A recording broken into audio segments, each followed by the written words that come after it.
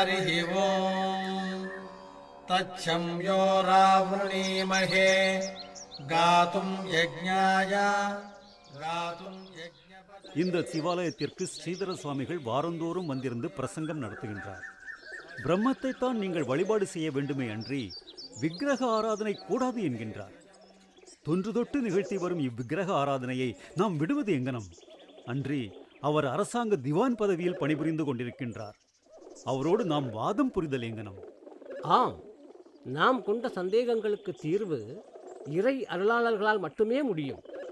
இன்னும் இதற்கு சரியான உத்தரம் ராமலிங்க அடிகளாரால் மட்டுமே தர முடியும். அதோ நம் ராமலிங்க அடிகளாரே இங்கு வருகை புரிந்துள்ளார். அவரிடமே வினவுவோம்.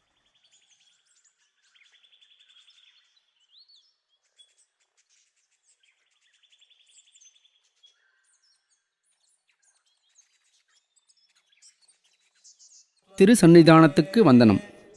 ஐயா, பிரம்மத்தை நினைப்பது தகுதியென்றும் விக்கிரக ஆராதனை செய்வது தகுதி அல்ல என்றும் இங்கே வந்திருக்கின்ற ஸ்ரீதர சுவாமி நாயக்கர் அவர்கள் எங்கள் முன்பாக பலமுறை பிரசங்கித்தார். அதனால் எங்களுக்கு சந்தேகத்தை நிவர்த்தி செய்விக்க வேண்டும். ஸ்ரீதர சுவாமி நாயக்கர் அவர்களே, இது விஷயத்தில் தங்கள் கோட்பாட்டை வெளிப்படுத்தி நிறுத்தல் வேண்டும். இவ்விஷயத்தில் என் கோட்பாட்டை தங்களுக்கு கடிதம் மூலமாய் வெளிப்படுத்துவேன். ஓர் சபையில் மாறுபட்ட இருவர் தங்கள் தங்கள் கோட்பாடுகளை அந்த சபையில் அறிஞர் அறிய எடுத்துரைத்து அதற்கு தக்க காட்சி, அனுமானம், உவமானம், சத்தம் முதலிய பிரமாணங்களும் உடன்படல், மறுத்தல், முற்றும் உடன்படல் போன்று உடன்படாமை முதலிய கோட்பாடுகளுக்கு அமைந்த பலவகை உக்திகளும் அனுபவத்தோடு தர்க்க, உபதர்க்க, லட்சண, உபலட்சணங்களுக்கு பொருந்த விரித்து விவகரித்து அந்த விவகாரத்தில் முடிந்த நிச்சயத்தை பின்னர் கடிதம் மூலமாய் பிறர் அறிய வெளிப்படுத்தல் மரபே அல்லது மாறுபட்டோர் இருவரும் வேறு வேறு இடங்களில் இருந்து அறிஞர் சபாதிபத்தியமின்றி தங்கள் தங்கள் மனம் சென்ற வழி அளவை எல்லையை கடந்து எழுதி கொள்வதில் நியாயம் தோன்றாது. ஒழியாத கடித சண்டையாக முடியும். அது இந்த சபையின் தர்க்க மரபு அல்ல. நாயக்கரையா அவர்களே, தங்கள் கோட்பாட்டை வெளியிட்டு பிரமாணத்தால் நிலைபெற செய்து எங்களையும் அவ்வழியில் நடத்தி வைப்பதற்கு அடுத்த தருணம் இதுவாக இருக்க, இத்தருணத்தில் இப்படி சொல்வது தங்கள் கோட்பாட்டிற்கு அழகல்ல. இத்தருணத்தில் என்னுடைய பதில் நித்திய, நிரஞ்சன, நிர்மல, நிராமய, நிராலம்ப சொரூபமும் அவாங்க மனோகோசரமும் ஆன பிரம்மத்தை நினைப்பது தக்கது என்பதும் விக்கிரக ஆராதனை செய்வது தகாது என்பதும் எங்கள் பிரம்ம சமாஜ வேத சமாஜ கோட்பாடு. அவாங்க மனோகோச்சரமான பிரம்மத்தை மனதினால் எப்படி நினைக்கப்படும்? ஆகாயம் அடியாலும் படியாலும் அளக்கப்படும், காற்று கையார் பிடிக்கப்படும் என்பவை போல் வார்த்தை மாத்திரத்தால் அன்றி அர்த்த லட்சிய அனுபவங்களுக்கு இடம்பெறவில்லையே. மிதஞானமுள்ள நம்முடைய மனதிற்கு பரிமித வஸ்துவைப் போல் அடங்காது என்று சொன்னதே அல்லது ஏகதேசம் மனதிற்கு விளங்காது என்று சொன்னதல்ல. மனத்திற்கு அகோச்சரம் என்பது மனத்திற்கு விஷயப்படாது என்று பொருள்படுமே அல்லது சிறிது விஷயமாகி பெரிய விஷயமாகாதென்று பொருள்படாது. அவ்வாறு பொருள் கொள்வது லக்ஷண உபலக்ஷண விதி அல்ல. ஒரு காலத்தில் ஒரு பொருள் சிறிது விஷயமானால் மற்றொரு காலத்தில் சிறிது விஷயமாகும், பிறிதொரு காலத்தில் சிறிது விஷயமாகும். இவ்வாறு முழுவதும் விஷயமாகும். அவாங்க மனோகோச்சரம் என்றதில் மனத்திற்கு சிறிது விஷயமானபடி வாக்குக்கும் சிறிது விஷயமாதல் வேண்டும். இங்கனம் மனம் வாக்குகளுக்கு சிறிது விஷயமாகும் என்று கொண்டபோது கண், காது, மூக்கு, மெய், வாய், கை முதலிய மற்ற இந்திரியங்களுக்கும் விஷயமாகும். தானே விளங்குதலால் பிரம்மலட்சணத்தோடு விரோதப்படும். மனம், புத்தி, சித்தம், அகங்காரம் முதலான அந்தக்கரணங்களுக்கும் செவி, மூக்கு, வாய், கண், மெய் முதலான இந்திரியங்களுக்கும் நாமரூபக் கிரியைகள் விஷயமாகுமல்லாது தத்துவ அதீதமாகிய பிரம்மம் விஷயமாகுமென்பது விபரீத உணர்ச்சி. மனோலயம் கிடைத்த பின்னர் பிரம்ம அனுபவம் கிடைக்கும். மனம் சிறிது தோன்றினும் ஆத்ம ஞானம் விளங்காது. மனம் அசத்து, சடம், அனித்தியம், துக்கம், அசுத்தம் உடையது. பிரம்மம் சத்து, அறிவு, நித்தியம், இன்பம், சுத்தமுடையது. ஆகலின் மனத்திற்கு பிரம்மம் எவ்வகையினும் விஷயமாகாது. இவ்வாறே வேத முதலிய கலைகளினும் ஆப்த வாக்கியங்களினும் ஆணையிட்டிருக்கின்றது. பிரம்மம் மனத்திற்கு விஷயப்படாது என்பது அனுபவத்திற்கும் மற்ற ஏதுக்களுக்கும் யோகங்களுக்கும் பொருந்துகின்ற பட்சம் விட வேண்டும். ஸ்ரீதர சுவாமிகளே, சும்மா இருக்கப்படாது. இதற்குரிய பதிலை தாங்கள் உத்தரிக்க வேண்டும். நான் மீண்டும் தங்களுக்கு தெரிவித்துக் கொள்வது, மனத்தினால் பிரம்மத்தை நினைக்கக்கூடும். தங்கள் இஷ்டப்படி விதியைக் கடந்த விவகாரமும் தடைப்படுகின்றது. பிரம்மம் மனத்திற்கு விஷயமாகுமானால் கண்ணுக்கும் காது, மூக்கு, வாய், கை, கால்களுக்கும் விஷயமாகும் என்பதை நான் சொல்லியதை தாங்கள் சிறிது உய்த்து உணர வேண்டும். அப்படியெனில் தங்களின் கூற்றுப்படி மனதிற்கு விஷயமாவது எல்லாம் கண்ணுக்கு விஷயமாகுமோ? ஆம், விஷயமாகும். மற்ற இந்திரியங்களுக்கு விஷயமாகாமல் மனதிற்கு விஷயமாகத்தக்கது ஒன்றுமில்லையோ? மனத்திற்கே விஷயமாகத்தக்கது யாது? அதனை தாங்களே வெளிப்படுத்தல் வேண்டும். ஆனந்தம் மனதிற்கே விஷயமாகும். ஒரு ரூப விஷயத்தைக் கண்கள் கண்டு அந்த ரூப விசேஷத்தால் ஆனந்தம் விருத்தியை அடைந்து பின்னர் அதன் வழியாக மனத்திற்கும் அவ்வானந்தத்தை அடைவிக்கும். கண்கள் முன்னர் ஆனந்தத்தை அடைந்தார்க்கு அடையாளம் அக்கண்களிலிருந்து சிந்துகின்ற கண்ணீரே என்றும் அதை ஆனந்தக் கண்ணீர் என்று வழங்குவதே போதுமான பிரமாணம்.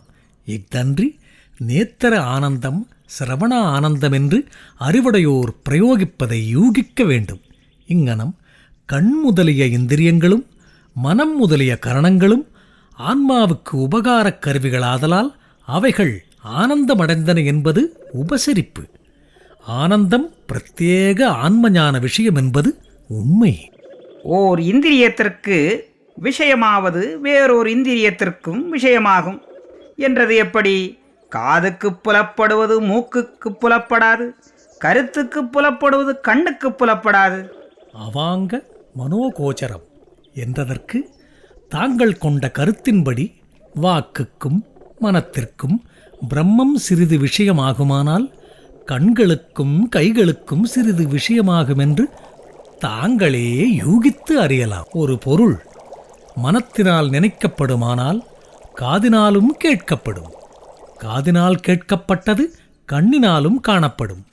கைகளாலும் பிடிக்கப்படும் என்பது உபதர்க்க உபலக்கணம் என்றும் ஸ்தூல சூக்கும காரணபூதங்களால் உருவாகித் தோன்றுகின்ற பொருளினிடத்து மனம், புத்தி, சித்தம், அகங்காரம் போன்ற கரணங்களுக்கும் கண், மூக்கு, வாய், செவி, கை முதலான இந்திரியங்களுக்கும் விஷயங்களாகத்தக்க பண்புகள் உண்டாகியிருக்கும் என்று அறிந்த பட்சத்தில் ஒரு பொருள் ஒரு பண்பினால் ஓர் இந்திரியத்திற்கு விஷயமாகும் என்று சாதாரண ஜனங்களாலும் அறியப்படும். அக்கயோக நியாயத்தாலும் இந்திரியங்களின் சொரூப, ரூப, சுபாவ, வியாபக, வியத்தி, விசேஷ, சாமானிய முதலானவைகளையும் வெளிப்படுத்துகின்ற தத்துவ சாத்திரங்களாலும் பிரகிருதி சாத்திரங்களாலும் உய்த்து உணர்ந்து தெளியப்படும். கண்களும் மனமும் அதிகரணோ உபாதான சம்பந்தமுடையது. மத்திய பூத தூல சூக்கும காரியம் இதனால் மனத்திற்கு விஷயமாவது கண்களுக்கும் விஷயமாகும். கண்களுக்கு விஷயமாவது மனத்திற்கும் விஷயமாகும்.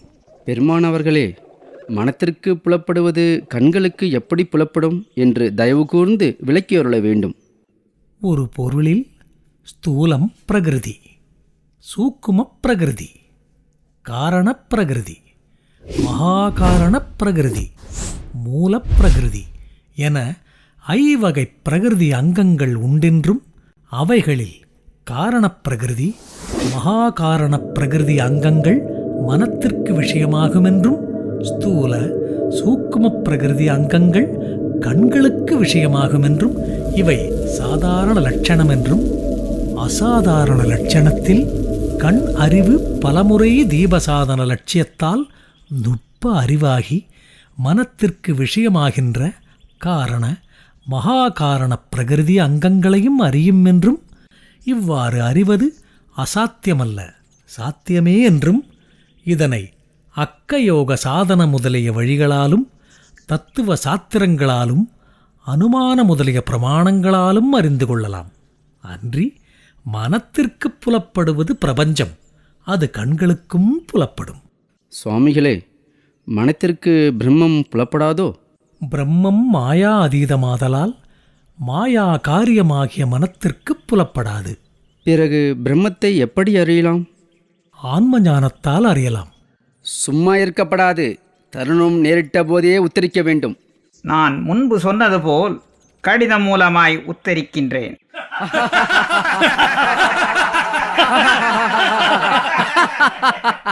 இன்னும் 8 தினத்திற்குள் இவ்விடத்தில் என்னை பார்த்து சிரித்தவர்களையெல்லாம் நான் சிரிப்பிக்கின்றேன். இது சபதம். இதென்ன கர்வித வார்த்தை? ஐயா நாய்க்கிறவர்களே, இந்த கோபமும் கர்வித வார்த்தையும் எங்கிருந்து வந்தது?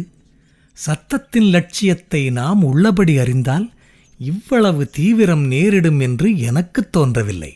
ஆயினும் போனது போக, இனியாவது இச்சபையார் அறிய பிரம்மம் மனத்திற்கு விஷயமாகாதென்று நான் தெரிவித்தபடி தாங்களும் சம்மதிக்கின்ற பட்சத்தில் சம்மதம் என்று சொல்ல சும்மா இருக்க வேண்டும். சம்மதியாத பட்சத்தில் பிரமாணத்தாலும் யுக்தியாலும் அனுபவத்தாலும் தங்கள் கோட்பாட்டை நிறுத்துவீர்கள். இப்போது என்னை விட்டுவிட்டால் பின்பு கடிதம் மூலமாக வாதிக்கின்றேன். எதிர் நின்று வாதிப்பதற்கு கூடாமையால் கடிதம் மூலமாய் வாதிப்பீர்கள் என்பதில் நம்பிக்கை இல்லை என்றும், கடிதம் மூலமாய் வாதிப்பது தர்க்க லட்சண மரபல்ல என்று முன்னரே குறித்துள்ளேன். பிரம்மானுபவம் விக்கிரக ஆராதனை செய்தாலல்லாது வராது. விக்கிரகம் என்பது விசேஷ இடம் என்று பொருள்படும். ஆன்மா இருப்பதற்கு கிரகம் மனிதர் முதலிய ஜீவதேகங்கள், பிரம்ம பிரகாசமிருந்து வெளிப்படுவதற்கு விக்கிரகம் தேவதேகங்கள். அந்த தேவதேகங்களாகிய விக்கிரகங்களில் விதிப்படி பக்தியோடு உபாசிக்கும் பிரம்ம பிரகாசம் எளிதில் வெளிப்பட்டு அனுகிரகிக்கும். அவ்வாறு விசேஷ இடம் என்று சொல்லப்படுகின்ற விக்கிரகங்களில் பிரம்ம பிரகாசம் வெளிப்பட்டு அனுகிரகித்தற்கு அடையாளம். சில காலத்திற்கு முன் விக்கிரக ஆராதனை செய்த பக்தர்கள் குஷ்டம், குன்மம் முதலான தீராத வியாதிகளை தீர்த்தும், இறந்தவர்களை எழுப்பியும், அசாத்தியமான அநேக மகத்துவங்களை நடத்தியும் இருந்ததே போதுமானது. இப்போதும் விக்கிரக ஆராதனை செய்கின்ற பக்தர்கள் சில மகத்துவங்களை செய்து வருகின்றார்கள்.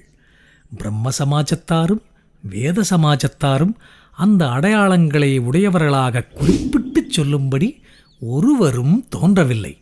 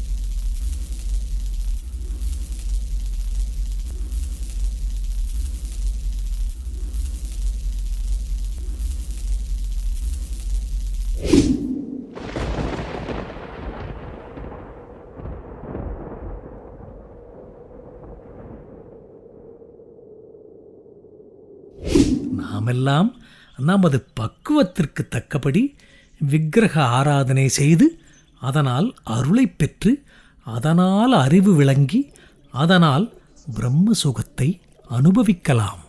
அருட்பெரும் ஜோதி அருட்பெரும் ஜோதி தனி பெரும் கருணை அருட்பெரும் ஜோதி அருட்பெரும் ஜோதி அருட்பெரும் ஜோதி தனி பெரும் கருணை அருட்பெரும் ஜோதி.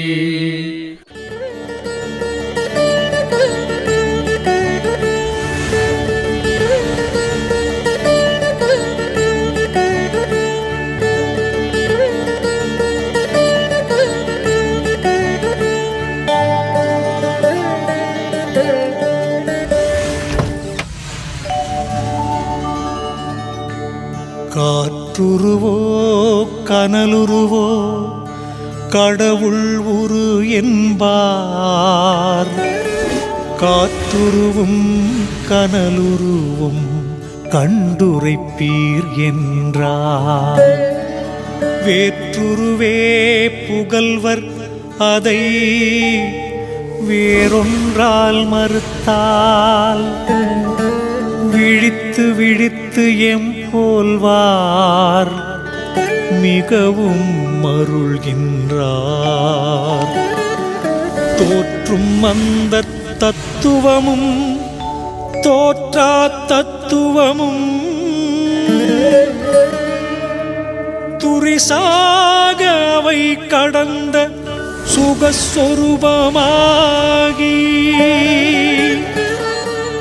மாற்ற மனம் உணர்வு செல்லா தலத்தாடும் பெருமான் வடிவுரைக்க வல்லவரார் வழுத்தாய் என் தோழி.